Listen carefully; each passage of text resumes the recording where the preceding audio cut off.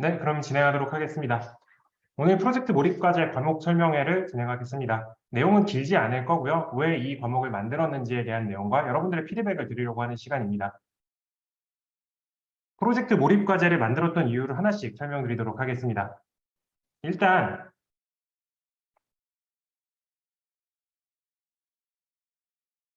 어떤 목적이 있을까를 조금 생각을 해봤습니다. 먼저 기업의 입장에서 생각을 해봤습니다. 이거 너무 많이 들었던 얘기라서 조금 지겨우실 것 같은데 한 번만 더 얘기해 보겠습니다. 기업에서, 특히나 IT 기업에서 인재를 구한다는 것은 이제 굉장히 어려운 일이 됐었습니다. 작년 혹은 재작년부터 기업들에서 이제 초봉부터 이제 올리기 러시가 시작이 됐었죠. 다들 알고 계시겠지만 크래프톤 같은 회사, 넥슨, 넷마블, 컴투스, 게임빌, 토스, 네이버 파이낸셜 같은 대기업부터 혹은 중견기업에 이르기까지 굉장히 많은 회사에서 연봉을 높여준다라는 얘기를 하면서 IT 개발자를 구하는데 혈안이 말 그대로 되어 있습니다.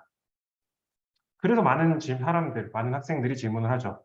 그러면 나 지금 컴퓨터 메이저, 나 컴퓨터 사이언스, 소프트웨어, 검정학부, 여기 지금 나와 있는데 내가 가면은 가서 취업하면 이 정도 연봉을 받을 수 있냐? 사실은 그건 조금 다른 문제라고 생각을 합니다. 기업의 입장이 조금 다르기 때문입니다. 기업을 상상하는 말이 굉장히 최신 기사죠. 몇 개월 전에 기사를 보면 컴퓨터 전공한 전공자도 부족한데 뽑아도 1, 2년 재교육이 필요하다라고 얘기를 하고 있습니다. 보시면 인공지능, 빅데이터를 비롯한 소프트웨어 분야에서는 개발자 인력 부족 현상이 갈수록 심해지고 있습니다. 기업들에서 자체 교육 과정을 늘리고 있고요. 기존 대학 졸업 전공자들의 실력이 양에 차지 않거나 혹은 질적으로 부족하기 때문입니다. 대학의 교육의 양적, 질적 완성도 부족으로 인해 신입 엔지니어의 조기 전력화가 필수가 됐다라고 얘기를 하고 있습니다. 그러면 여기서 말하는 양적, 질적 완성도 부족이란 건 뭘까요? 당연히 프로젝트, 즉 소프트웨어 전체를 개발해 본 경험이 없다라는 거죠. 그래서 기업 입장은 굉장히 간단합니다. 소프트웨어를 직접 만들어서 이걸 다 해본 사람이 있느냐? 우리가 원하는 건 그 정도의 인재인데 과연 그 정도의 인재가 존재하느냐라는 거죠. 사실은 쉽지 않죠. 여러분의 니즈도 있기 때문입니다. 이거 뭐 굉장히 유명했던 시간표들이죠. 뭐 모두의 마블 시간표나 부경대 헬전공 같은 시간표를 보면 여러분들이 들어야 할 전공 수업이나 여러분들이 들어야 할 수업이 너무나 많습니다. 이렇게 많은 수업을 듣는데 여러분들이 자체적으로 프로젝트를 하고 그 프로젝트를 발전시킨다는 것이 분명히 쉬운 일은 아니라고 생각을 합니다. 기업의 입장에서 생각을 해보면 프로젝트를 전체적으로 경험해본 사람이 필요하다라는 것은 너무나 자명합니다.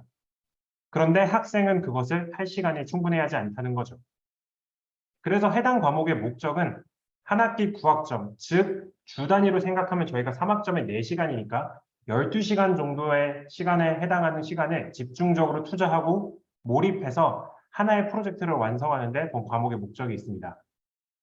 과목별로 여러분들 아마 프로젝트 많이 해봤을 거예요. 데이터베이스라든지 웹 프로그래밍, 자바 프로그래밍, 뭐 객체 지향 프로그래밍에 이르기까지 여러 가지 과목에서 프로젝트를 해봤겠지만 사실 과목에서 하는 프로젝트 수준은 당연히 단기 프로젝트인 경우가 많습니다. 즉 하나의 거대한 소프트웨어를 체험한다, 소프트웨어를 만든다는 얘기보다는 그냥 과목을 위한 프로젝트가 대부분이었죠.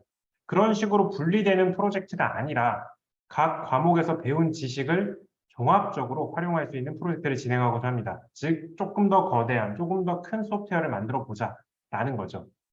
그래서 여러분들이 직접 내가 작성하고 싶은 소프트웨어에 대해서 구상을 하고 이를 문서로 만들고 문서에 부합하는 결과물을 직접 구현을 해보시고 그 결과물을 테스트하는 과정에 이르기까지 소프트웨어 라이프 사이클이라고 하는데 실제로 회사에서, 실제로 업계에서 소프트웨어를 개발하는 과정을 체험 혹은 직접 해보시는 게 본 과목의 목적입니다. 근데 이렇게만 하면 아마 여러분들이 그렇게 해서 어떻게 해야 되냐 라고 해서 조금 어려울 수 있을 것 같습니다. 그래서 몇 가지 트랙을 조금 준비를 해봤습니다. 일단 첫 번째는 방금 제가 말했던 대로 여러분들이 직접 목표를 잡고 하는 학생 자율 트랙입니다. 여러분들이 공모전에 참가를 하셔도 좋고요. 직접 뭐 앱을 만든다든지 해서 서비스를 출시하셔도 좋습니다. 여러분들이 목표를 직접 설정하고 주제를 만든 다음에 소프트웨어를 직접 개발하는 단계입니다.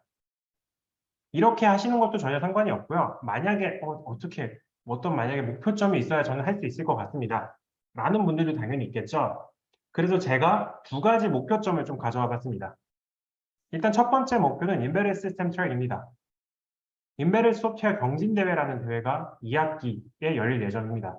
Embedded 소프트웨어 경진대회 참가를 목표로 해서 다양한 형태의 Embedded 소프트웨어를 직접 제작하는 겁니다.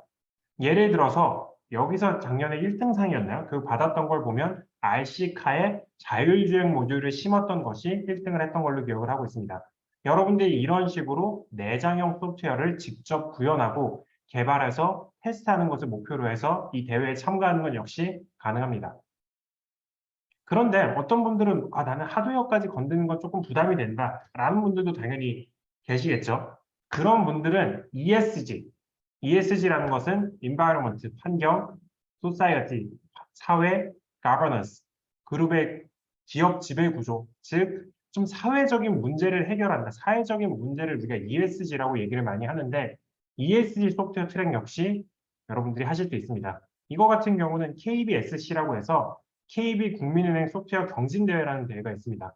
이 대회 참가를 목표로 해서 여러분들이 직접 내가 만든 소프트웨어로 환경에 공헌할지, 내가 만든 소프트웨어로 사회에 공헌을 한다라는 테마로 사회에 이바지할 수 있는 소프트웨어를 직접 제작하는 것입니다.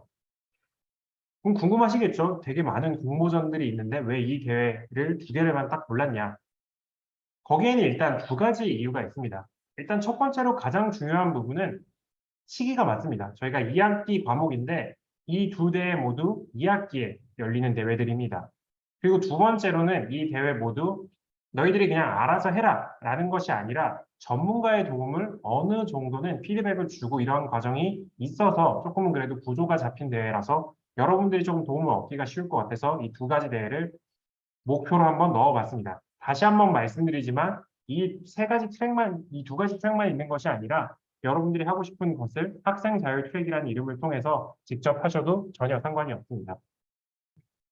근데 이 과목이 이제 9학점이잖아요. 굉장히 크죠. 전공 3개에 해당하는 거니까. 그래서 아마 여러분들이 학기 중에만 이 과목을 하기는 여러분들도 아마 스스로가 조금 부담이 될 수 있을 것 같아요. 그래서 방학 중에는 여러분들에게 조금 그래서 숙제를 드릴 예정입니다.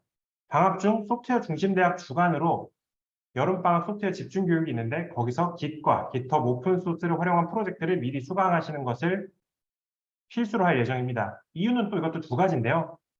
첫 번째로는 여러분들이 만든 소프트웨어를 오픈소스 형태로 공개하는 것이 목적이기 때문에 Git 사용법 자체에 익숙해질 필요가 있습니다. 두 번째로는 어차피 여러분들 프로젝트를 하시는 거죠. 그 프로젝트를 어떻게 진행을 할지를 조금 미리 생각을 하셨으면 좋겠습니다. 그리고 나서 이제 여러분들이 방학 중에 해야 할 각 트랙별로는 학생 자율 트랙 같은 경우는 이제부터는 여러분들이 뭘 하실지를 정하셔야 합니다. 방학 중에는 프로젝트를 어떤 걸 할지, 그리고 어떤 결과물을 낼지를 설정을 하셔야 되고 이것에 따라서 어떻게 개발을 계획을 할지, 요구사항은 어떤 게 있는지, 그리고 UML 정적 모델링처럼 내가 이 방학 중에 문서 작업을 마치고 학기가 시작되면 요이 딱 하고 학기가 시작되면 개발만 하는 단계에 이르는 그 준비 과정을 다 마치셔야 합니다. 당연히 이런 것들 못 하시는 분들, 아직 안 배우신 분들이 있을 텐데 이거 같은 경우는 제가 소프트웨어 공학 수업했던 것들을 저와 같이 동영상 강의로 보면서 같이 진행할 예정이니까 너무 걱정하지 않으셔도 괜찮습니다. 인베리드 시스템 트랙 같은 경우는 이건 좀 어떻게 보면 일정이 조금 촉박할 수 있는데 6월 27일까지 예선 참가가 있습니다.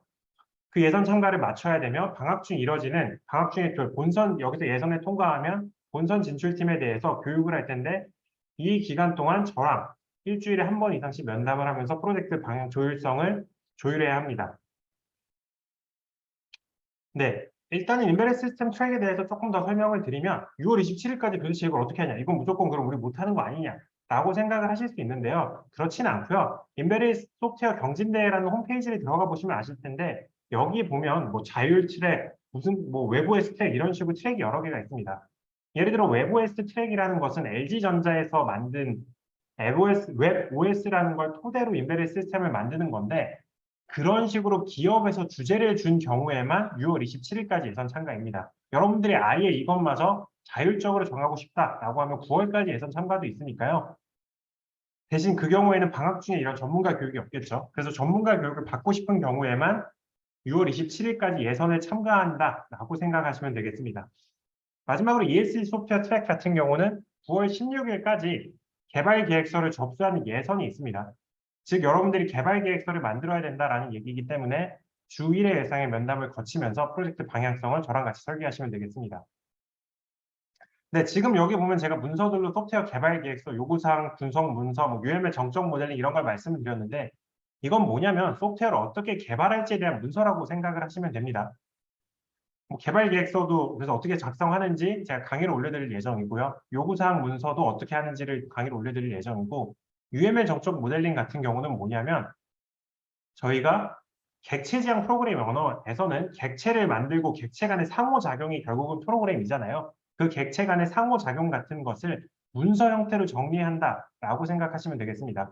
즉 프로그램을 그림을 그려서 설명하기 위한 수단이라고 생각을 하시면 되겠습니다. 개발 문서라고 생각을 하시면 돼요. 그래서 여러분들이 여기서 보시면 아시겠지만 제가 방학 때 여러분들에게 요구하고 싶은 내용은 어떤 프로젝트를 정확히 할지 완벽하게 정의를 하고 거기에 맞는 깃이나 깃허브를 관리를 해보시고 그리고 학기가 시작되면 개발을 시작했으면 좋겠다가 제가 여러분들에게 요구하는 사항입니다. 그래서 학기 중에는 이 프로젝트를 진행을 하고 당연히 대회에 나가시는 분들은 대회와의 협의를 거쳐서 오픈소스 형태로 공개하는 것을 목표로 할 예정입니다. 학생 자율 트랙 같은 경우는 여러분들이 설정한 목표였죠. 여러분들이 설정한 목표를 기반으로 프로젝트를 진행해야 되고 구현뿐만 아니라 테스팅까지 진행하는 방법을 하셔야 됩니다. 테스팅 역시 어떤 건지 제가 강의를 통해서 설명할 예정입니다. 일주일 1회 이상 저랑 같이 만나면서 프로젝트 방향성이나 진행 상황을 계속 점검을 하셔야 되는 거고요. 인베리드 시스템 트랙 같은 경우는 여러분들이 본선에 당연히 참가를 했다는 가정하에 이 본선에 적극적으로 참여하는 것이 일단 1번입니다. 이 과정 중 일주일 1회 저랑 같이 만나면서 프로젝트 방향성이나 진행 상황을 점검해야 되고 12월 9일 결선이 있는데 이 결선에 무사하게 참가해서 수상을 하는 것을 당연히 목표로 하고 있습니다. 마지막 ESG 소프트웨어 트랙 같은 경우는 10월 19일까지 아까 말했던 개발 계획서를 내고 본선에 진출을 해라라는 통보가 오면 10월 19일까지 포트폴리오를 제작하는 본선 일정이 있습니다. 여기에 당연히 적극적으로 참여를 하셔야 되고요. 이 이후에 포트폴리오를 제출하고 구현물을 제출하는 단계 역시 존재하고 있습니다. 이 포트폴리오를 제작하고 구현을 하는 과정에서는 이 KBSC 같은 경우는 외부 전문가에게 피드백을 받을 수 있는데 외부 전문가에 당연히 피드백을 받으셔야 되고요. 그리고 저랑 일주일에 1회 이상 만나면서 계속 프로젝트 방향 잘 돼가고 있는지 진행 잘 돼가고 있는지를 계속 체크를 하셔야 됩니다. 이제 조금 어떤 내용인지는 감이 오시죠? 여러분들의 어떤 원활한 프로젝트를 위해서 조금은 어느 정도의 특전을 제공할 예정입니다. 이게 아무래도 처음 여는 과목이고 여러분들이 구학점이라는 숫자 자체가 조금 공포스러울 수 있어요. 그래서 이 공포스러움을 조금이라도 덜어드리기 위해서 특전을 몇 가지를 제공할 예정인데요. 일단은 첫 번째로는 절대평가 기반으로 성적을 산출할 예정입니다. 교과목의 성적은 당연히 여러분들이 첨가한 공모전이라든지 아니면 서비스를 출시한다든지 여러분들이 자율적으로 설정한 목표에 따라서 성과가 나누겠죠. 그리고 절대평가로 성격을 산출할 예정입니다. 독립공간을 부여할 예정입니다. 저희 컨버터블 열심히 짓고 있죠. 조금 전 유리 건물을 원했는데 벽돌 건물이라서 약간 못생기긴 했지만 어쨌든 컨버터블 열심히 짓고 있는데 그 공간 내에 프로젝트 몰입과제, 이 해당 교과목만을 위한 독립공간을 부여해서 여러분들이 학기 내내 프로젝트에 집중할 수 있는 최적의 환경을 최대한 제공해 드릴 예정입니다. 그래서 여러분들이 거기서 그냥 우리 과제, 우리 과목은 여기서 수업을 하고 여기서 모든 걸 한다라고 생각을 하시면 되겠습니다.